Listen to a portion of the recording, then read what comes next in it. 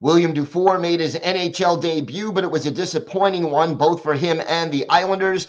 We have our key takeaways from the 4-1 loss to the Bruins, plus a full preview of tonight's game against Buffalo. All that and more on today's Locked On Islanders podcast. Your Locked On Islanders, your daily podcast on the New York Islanders. Part of the Locked On Podcast Network, your team every day.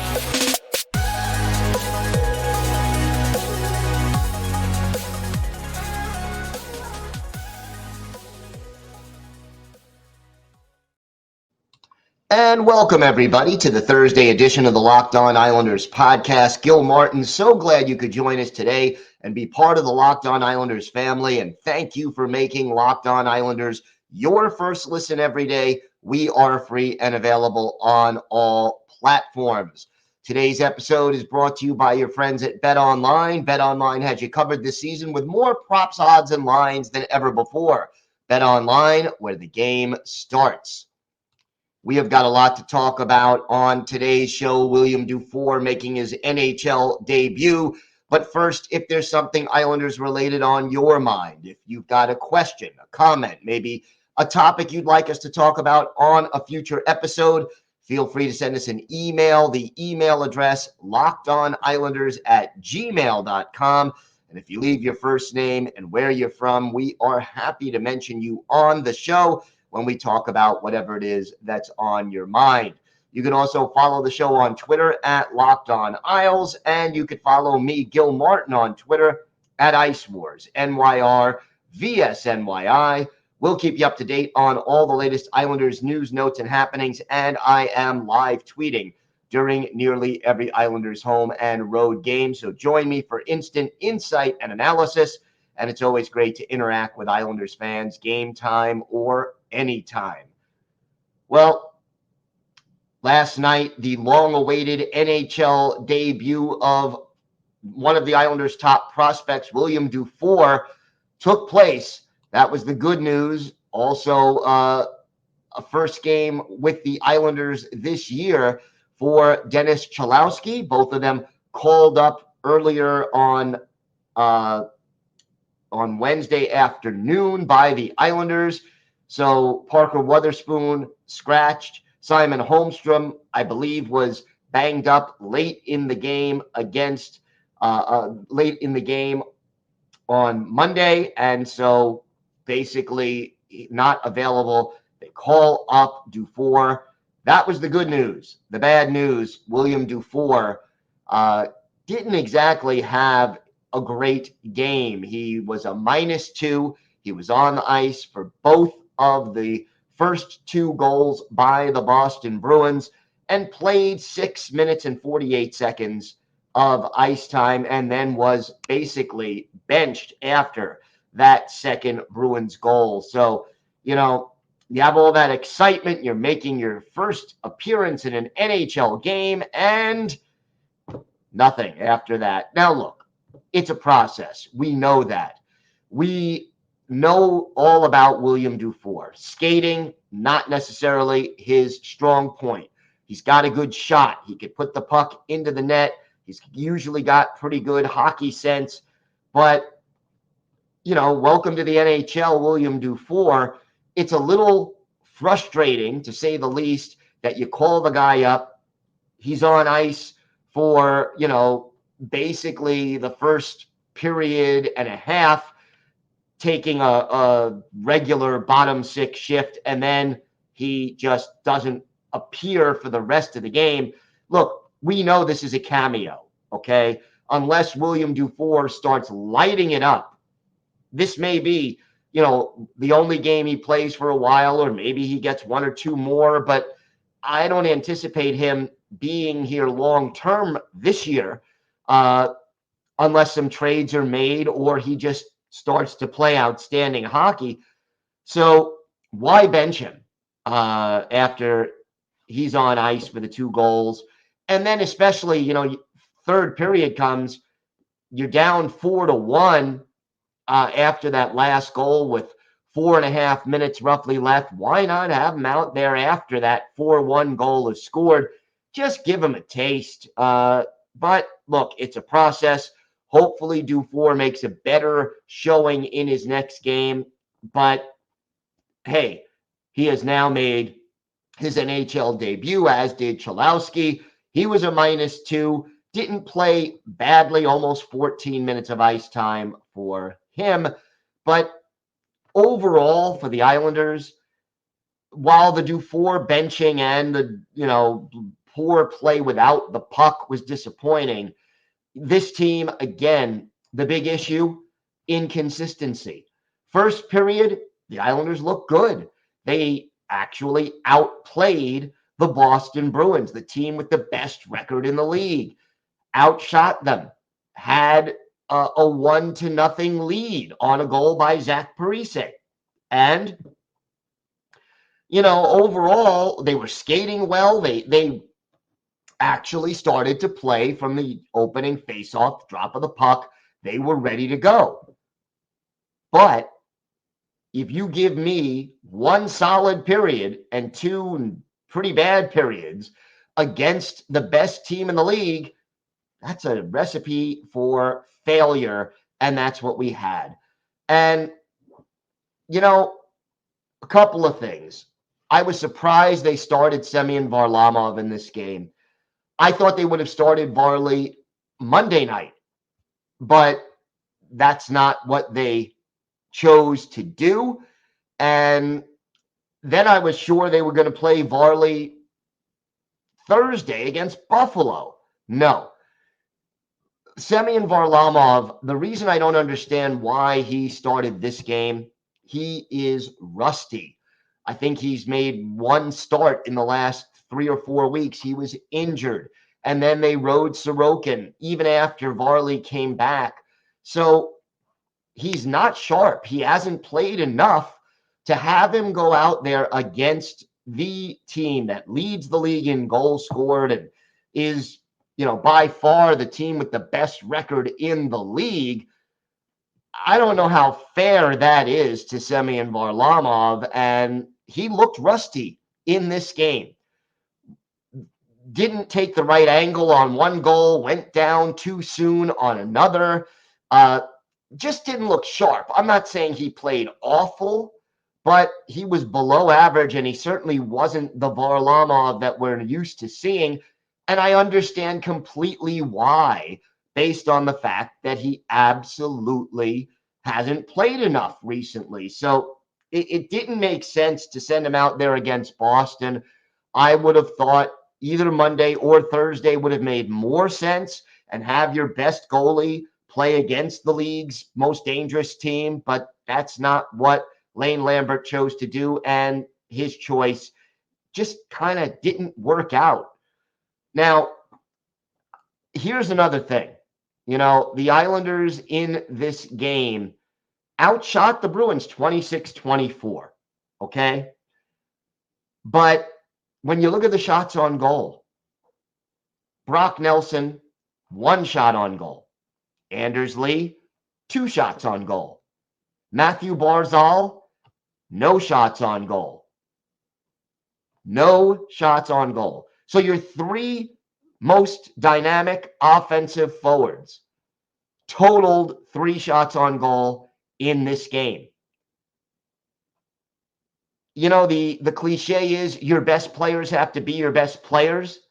When your 3 most dangerous offensive players have a combined total of 3 shots on goal, you're not winning too many games.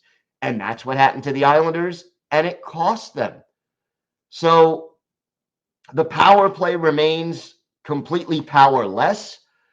They took another offer, and only on 1 out of what I believe was 5 power plays did they look sharp and create quality scoring chances. This game after the first period was more or less a train wreck, and just too many things did not go right, and the Islanders end up falling to the Bruins by a final score of 4-1.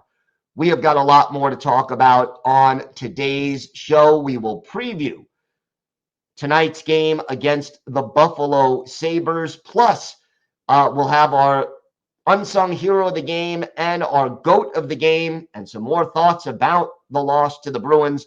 All that and a lot more still to come on today's Locked On Islanders podcast. Today's episode is brought to you by your friends at BetOnline.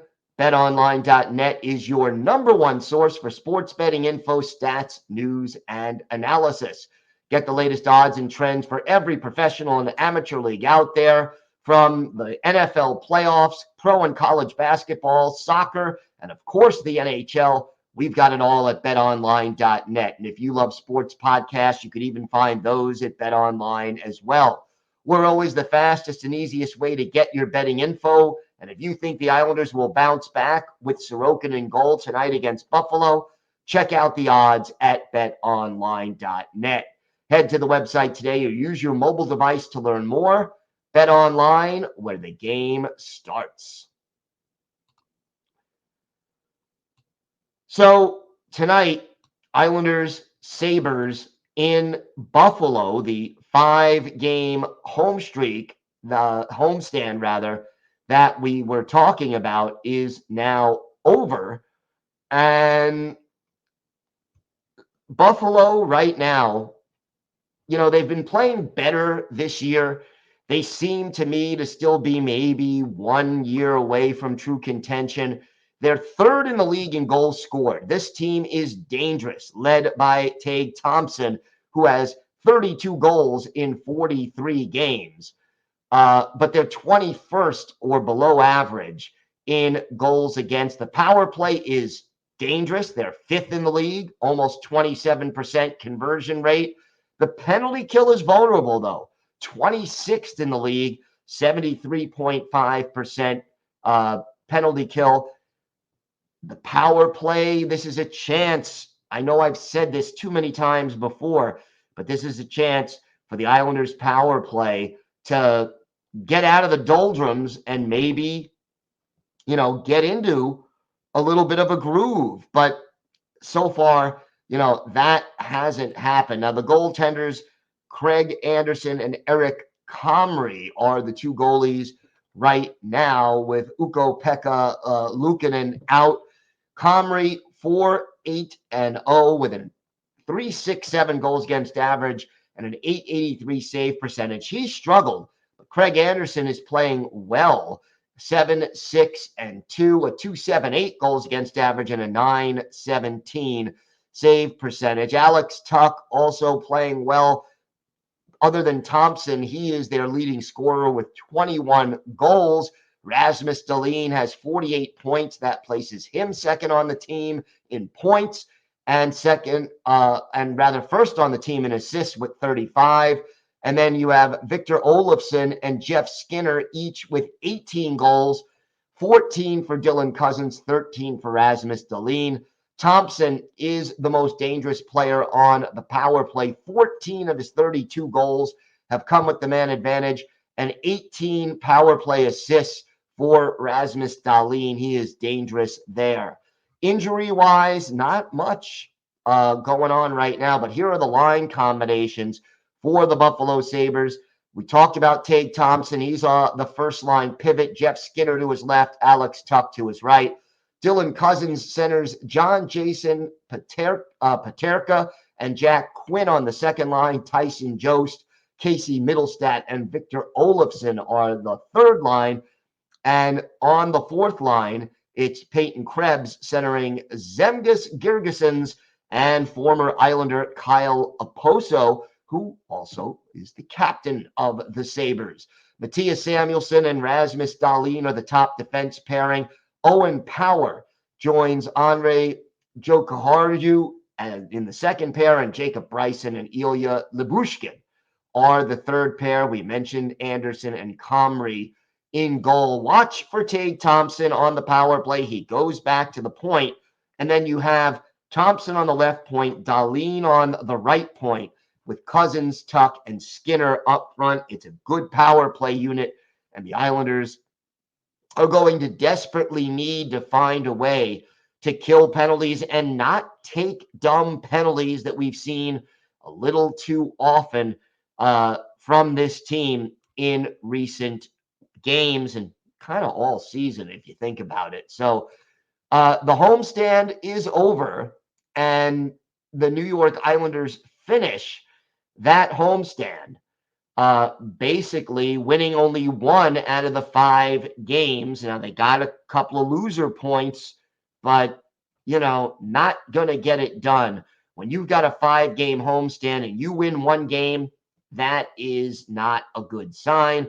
And the Islanders have now dropped into 6th place in the Metropolitan Division. Pittsburgh a point ahead of the Islanders now with a game in hand. Islanders 4 points behind Washington, but the Islanders have a couple of games in hand. 7 points behind the Rangers, 11 points behind the Devils, 12 behind Carolina. It's looking like wild card or bust right now for the Islanders. So, that isn't good. As for the Buffalo Sabres, you got a road game. You're on a back-to-back. Buffalo had a day off. Their last game was on Monday.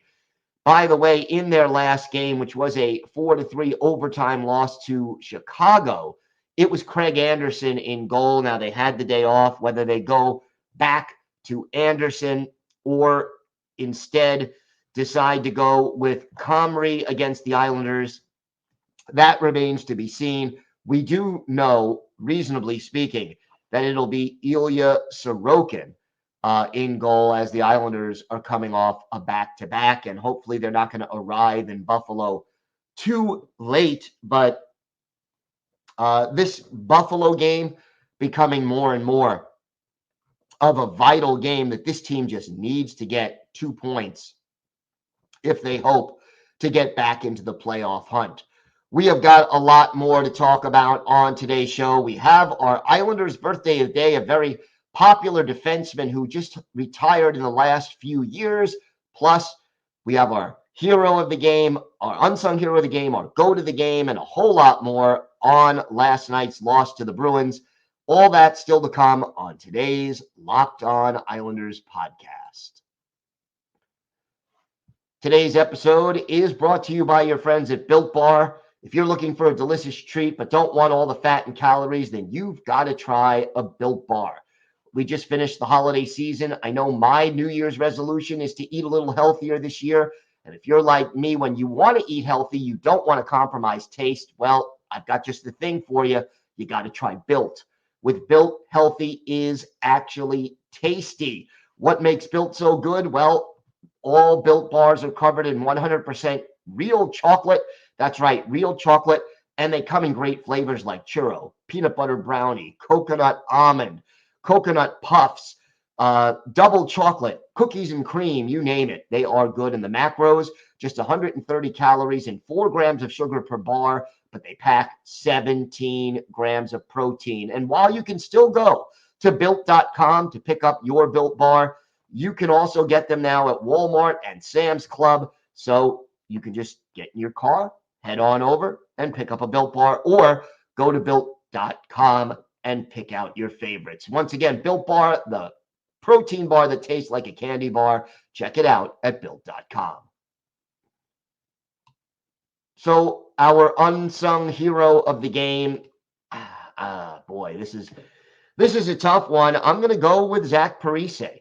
He scored the only goal. He led the team with 5 shots on goal and basically hustled throughout this game. One thing I will say about Zach Parise, if this team had 18 Zach Parises skating, they'd be in a lot better shape, because Zach Parise, he may not be an elite player at this stage in his career, but he plays the game the right way. He's physical. He's positionally sound. He's smart with the puck. He knows what to do when he doesn't have the puck. Overall, this is just, the kind of player every team needs. The problem is they don't have the complementary pieces around him right now. As for the GOAT of the game, I don't want to give it to William Dufour on his first game. I am going to, I guess Josh Bailey who was a -2 and who had a couple of defensive breakdowns that led to goals. Bailey was credited with 2 giveaways officially, as was Matt Martin in this game and Scotty Mayfield. But I am going to go with Bailey as the GOAT of the game just because he played sloppily. But you know what? He is far from alone in this one. And, William Dufour and Dennis Cholowski, who both made their debuts, both were -2 in this game. I'm not putting it on them. They were nervous.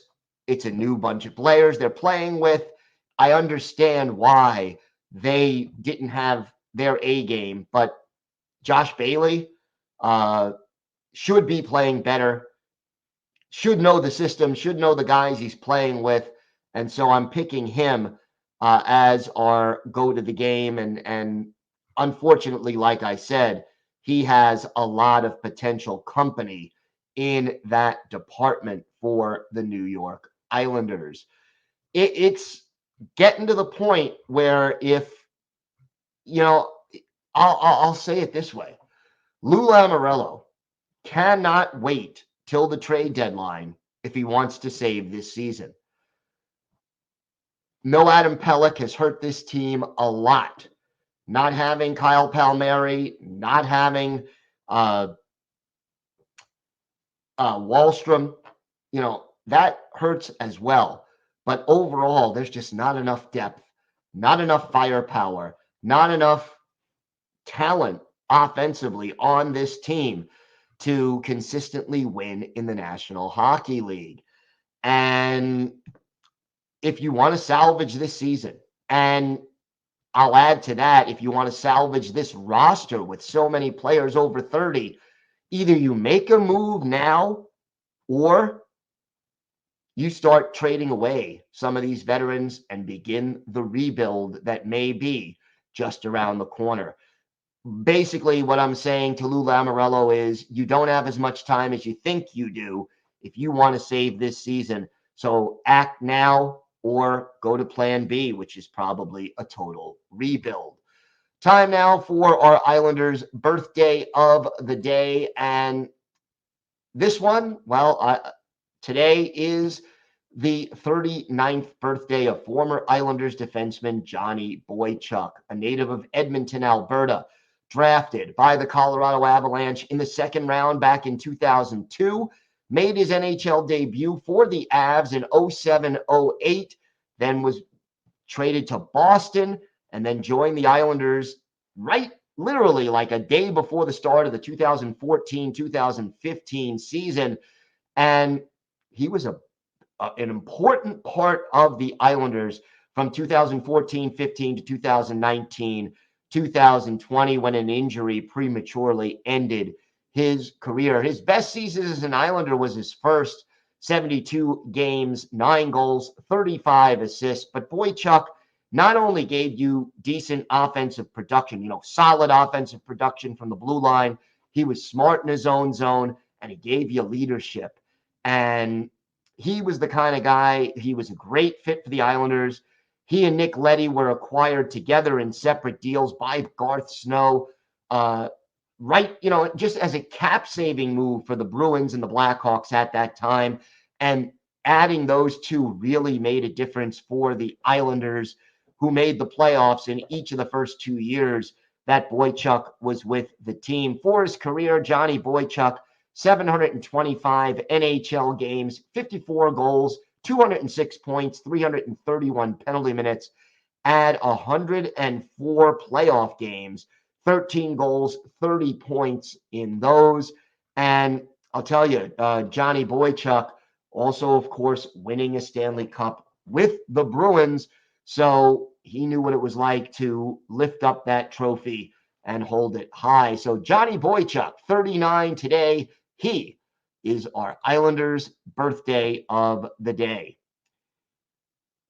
We will be back tomorrow to break down the game against Buffalo and to preview Saturday's game against the Carolina Hurricanes back at the UBS Arena. So make sure you join us for that. And hopefully, we have better results to talk about on tomorrow's show. Congratulations again to William Dufour and to Dennis Cholowski. It wasn't the storybook NHL debut, but the first game in the National Hockey League is always special. And even though it wasn't the a strong performance, now the nerves are hopefully over and you can get down to business and start playing hockey. That's going to do it for today's episode of the Locked On Islanders podcast. Have a great day, everybody. Stay safe. And of course, let's go Islanders.